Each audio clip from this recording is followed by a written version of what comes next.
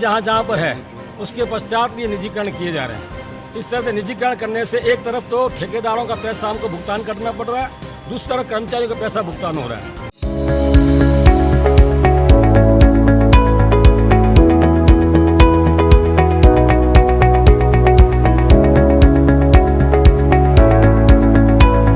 नाम राकेश कुमार भट्ट है और मेरा राजस्थान JN सिविल डिपार्टमेंट में सिलेक्शन हुआ है और मेरा आर्यभट्ट कॉलेज ऑफ इंजीनियरिंग का स्टूडेंट रहा हूँ और मैं इसके मेरी कामयाबी के पीछे आर्यभट्ट कॉलेज का योगदान रहा है। प्रिंसिपल सर और डायरेक्टर सर, इन सबका मैं मेरे तहे दिल से धन्यवाद देना चाहता हूँ।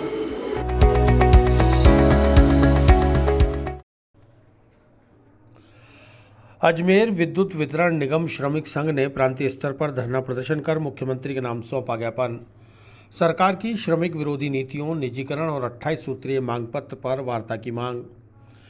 मुख्यमंत्री के नाम अधीक्षण अभियंता को सौंपे गए ज्ञापन के बारे में जानकारी देते हुए अजमेर विद्युत वितरण निगम श्रमिक संघ के संयुक्त महामंत्री विनीत कुमार जैन ने बताया कि विद्युत क्षेत्र के 5 निगमों में अलग अलग नामों से निजीकरण किया जा रहा है और अलग अलग कंपनियों को निजी हाथों में सौंपा जा रहा है, जो कि ठीक नहीं है। वहीं सरकार द्वारा भारतीय मजदूर संघ से संबंधित बिजली के 5 डिस्कॉम के पदाधिकारियों को वृत्त स्तर पर राजनीतिक द्वेषतावश स्थानांतरित किया जा रहा है, जिसे तत्काल प्रभाव से रोका जाए, क्योंकि भारतीय मजदूर संघ एक गैर राजनीतिक संगठन है। उसका किसी भी पार्टी से किसी तरह का कोई सरोकार नहीं, लेकिन सरकार के निर्देशानुसार भारतीय मजदूर संघ के पदाधिकारियों को स्थानांतरित कर निशाना बनाया जा रहा है। इसके साथ ही महासंघ द्वारा अप्रैल 2019 में 28 सूत्रीय मांग पत्र दिया गया था, उस पर प्रशासन द्वारा किसी भी प्रकार की कोई वार्ता अभी तक नहीं की गई है। इसलिए जल्द से जल्द वार्ता के लिए बुलाकर मांग पत्र पर विचार किया जाए, जिससे कि श्रमिकों की ज्वलंत समस्याओं का निराकरण हो सके।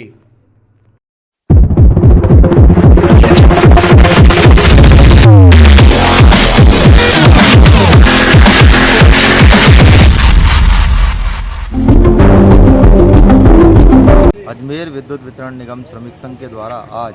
हाथीबाटा स्थित अधीक्षण अभियंता कार्यालय अजमेर शहर वृत्त और अजमेर ग्रामीण वृत्त पर 1 दिवसीय धरने का कार्यक्रम आयोजित किया गया है। इस धरने का माध्यम से मुख्यमंत्री के नाम ज्ञापन अधीक्षण अभियंता महोदय को सौंपा जाएगा, जिसमें बिजली कंपनियों के अंदर निजीकरण के खिलाफ और बाकी जो कर्मचारियों की मांगे हैं, पूर्व में ज्ञापन दिए, उन पर कार्रवाई नहीं हुई है। विद्युत कर्मचारियों को कोरोना वॉरियर्स घोषित नहीं किया गया है। लगभग निगम के अजमेर डिस्कॉम के 33 कर्मचारियों की मृत्यु पूर्व में कोरोना के कारण हो चुकी है। हम सब आज इस धरने के माध्यम से सरकार से मांग करते हैं कि प्रत्येक कर्मचारी को 50 लाख की जो सहायता सरकारी कर्मचारियों को दी गई है वो विद्युत कर्मचारियों को दी जाए। साथ ही निगमों के अंदर नए कर्मचारियों की भर्ती की जाए और जो दैनिक प्रकृति के काम ठेके पे दिए जा रहे हैं उनको रोका जाए और जो लगातार जो घाटा डिस्कॉम्स के अंदर बढ़ रहा है, इस घाटे को रोकने के लिए जो पूरी प्रक्रिया है उसके ऊपर एक श्वेत पत्र लाए और जो घाटा निरंतर बढ़ाने वाले अधिकारी हैं उनके ऊपर कड़ी से कड़ी कार्रवाई की जाए और उपभोक्ताओं को भी राहत प्रदान की जाए। आज का धरना पूरे प्रांत व्यापी धरना है और हर जिला सर्कल हेडक्वार्टर पर ही धरना है।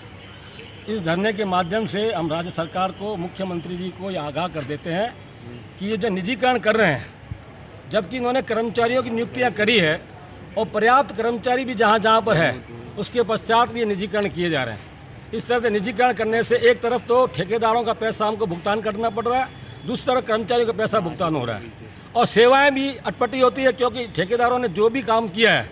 उन्होंने अपने यहाँ पर प्रशिक्षित कर्मचारी नहीं रखे हैं।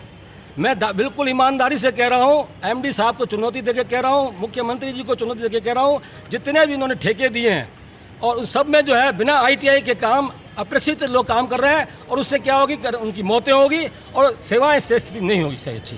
और आज FRD जितनी भी हुई है उसमें सब में भ्रष्टाचार है, किसी का नाम दिया हुआ है यहाँ पर और काम कोई दूसरा कर रहा है और MD साहब को ही मालूम है, सारे MDs को मालूम है, राजस्थान के सारे MDs को मालूम है। उसके पश्चात भी सिर्फ ठेकेदारों से कमीशन के आधार पर इन्होंने ये ठेके किए हुए हैं। अब मेरी मांग है कि सारे ठेके निरस्त किए जाएं और मैं आज फिर पुनः कह रहा हूँ कि हम बिजली बोर्ड के, बिजली निगमों के कर्मचारी काम इतना सुचारू रूप से कर सकते हैं कि जनता को कोई शिकायत नहीं होने देंगे। ये ठेकेदारी प्रथा हटा ली जाए और हम जनता को शिकायत नहीं देंगे, सारा काम स्वयं करेंगे और अगर आगे आवश्यकता पड़ेगी तो मैं मुख्यमंत्री के लिए सुअवसर है, जनता का सेवा करने का सुअवसर है कि हमारे बिजली निगमों में 2 लाख कर्मचारियों की आवश्यकता है।